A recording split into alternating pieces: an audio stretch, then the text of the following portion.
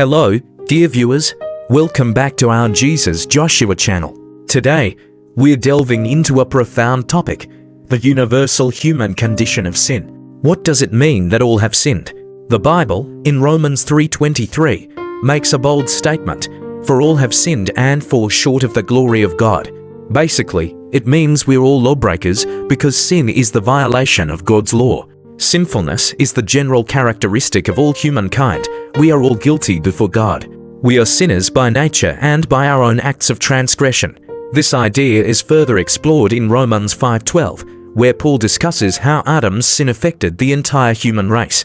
We were all made sinful due to Adam's disobedience, and this condition inevitably leads to our personal sin and death.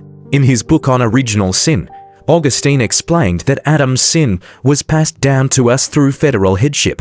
As our representative, Adam's disobedience made us all sinful, leading inevitably to personal sin and death. So why does God see us as sinners? The Bible states in Psalm 14:2-3 that no one is righteous before God. Not even one person can claim innocence. We often think about our good deeds but forget about our bad ones. However, God sees everything, the good, bad, and everything in between.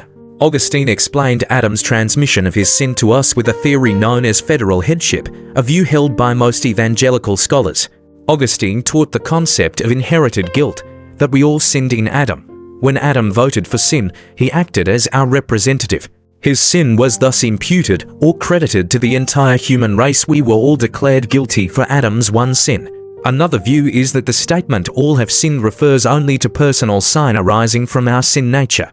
After clarifying in Romans 5:13-17 how personal sin is imputed and then spreads, Paul explains why all die, even if they have not committed personal sin. The reason all receive this death sentence 5:18a is that, through Adam's disobedience, all were made sinful 5:19a.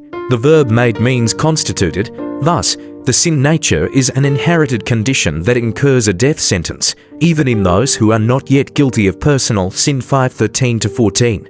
This inherited condition inevitably spawns personal sin when conscience matures and holds a person accountable as soon as he chooses to knowingly transgress the law to 14-15. 3:20. We are all sinners because Adam passed on his sinful condition that leads inevitably to our personal sin and death.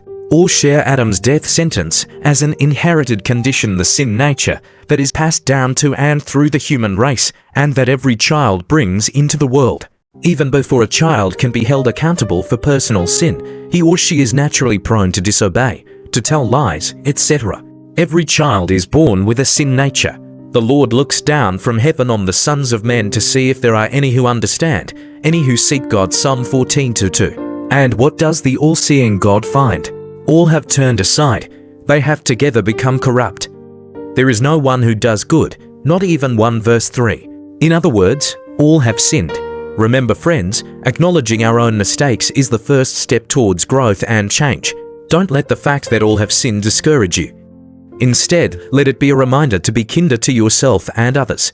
Embrace forgiveness and start anew each day with a fresh outlook, for tomorrow is another day. Thank you for tuning in today. If you found this video insightful and helpful, don't forget to hit like and subscribe for more thought-provoking content like this. Until next time, stay kind and keep growing.